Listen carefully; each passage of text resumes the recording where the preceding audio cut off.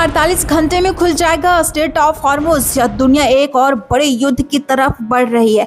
Donald Trump की चेतावनी से ग्लोबल मार्केट में खौफ, कच्चा तेल $110 के पार और भारतीय शेयर बाजार पर मंडरा रहा है बड़ा खतरा।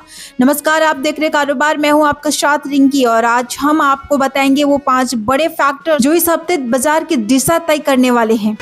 मिडिल ईस्ट में बढ़ता तनाव, निवेशकों की बड़ी चिंता, कच्चे तेल की कीमतों में जोरदार उछाल, विदेशी निवेशकों की भारी बिकवाली, रुपए रिकॉर्ड निचले स्तर पर और टेक्निकल चार्ट दे रहे हैं कमजोर संकेत।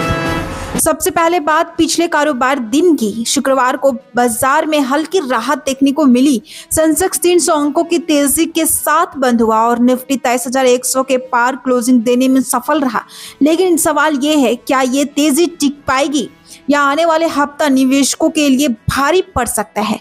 पहले समझ लेते हैं बाजार के अहम लेवल। सपोर्ट जोन 22,868 से लेकर 22,258, यानी ये वो स्तर है जहां बाजार को गिरने से सहारा मिलता है और खरीदारी बढ़ सकती है। वहीं रेजिस्टेंस जोन की बात करते हैं तो 23,320 से लेकर 24,331, यानी इन लेवल्स पर बाजार को ऊपर जाने में रुकावट आ सकती है। अगर बाजार इन रेजिस्टेंस को पार करता है तभी मजबूत तेजी की उम्मीद बनेगी।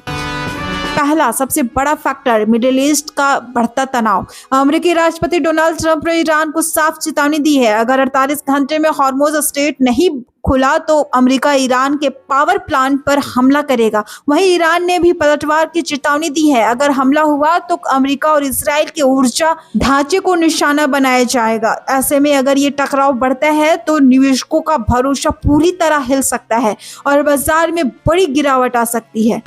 दूसरा बड़ा फैक्टर, कच्चे तेल की कीमतें। मिडिल ईस्ट के तनाव का सीधा असर तेल बाजार पर दिख रहा है। क्रूड 3.26% उछलकर $112.19 प्रति बैरल पहुंच गया है, जो जुलाई 2022 के बाद सबसे ऊंचा स्तर है। अगर कीमतें $100 के ऊपर बनी रहती हैं तो भारत में महंगाई बढ़ेगी और इसका सीधा असर शेयर बाजार पर पड़ेगा।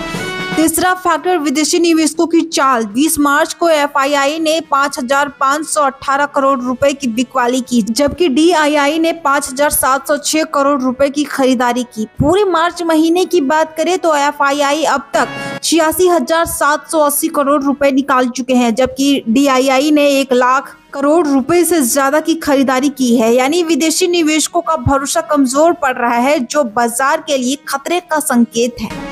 चौथा बड़ा फैक्टर, भारतीय रुपए। डॉलर के मुकाबले रुपए गिरकर 93.73 के ऐतिहासिक निचले स्तर पर पहुंच गया है। ये 2022 के बाद की सबसे बड़ी एक दिन की गिरावट है और ईरान युद्ध के बाद से रुपए 2.5% से ज्यादा टूट चुका है। रुपए की कमजोरी का मतलब है महंगा आयात और इसका सीधा असर कंपनियों के मुनाफे और विदेश की अर्थव्यवस्था पर पड़ता है। पांचवा फैक्टर, अब तक टेक्निकल संकेतों की निफ्टी 23,000 के आसपास खुद को संभालने की कोशिश कर रहा है। अगर ये लेवल टूटता है तो बाजार 22,500 या 22,000 तक गिर सकता है। वहीं ऊपर जाने के लिए 23,400 का स्तर पार करना बेहद जरूरी है।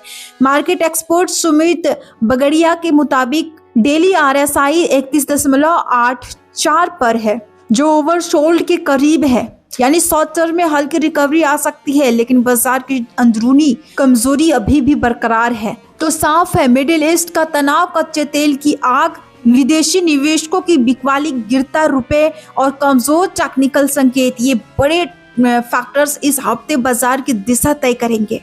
निवेशकों को सलाह है, सतर्क रहें, जल्दबाजी में फैसले लेने से बचें और ग्लोबल संकेतों पर नजर बनाए रखें। फिलहाल के लिए इतना ही। अगर आपको ये जानकारी पसंद आई हो तो प्लीज वीडियो को लाइक और शेयर, सब्सक्राइब जरूर करें।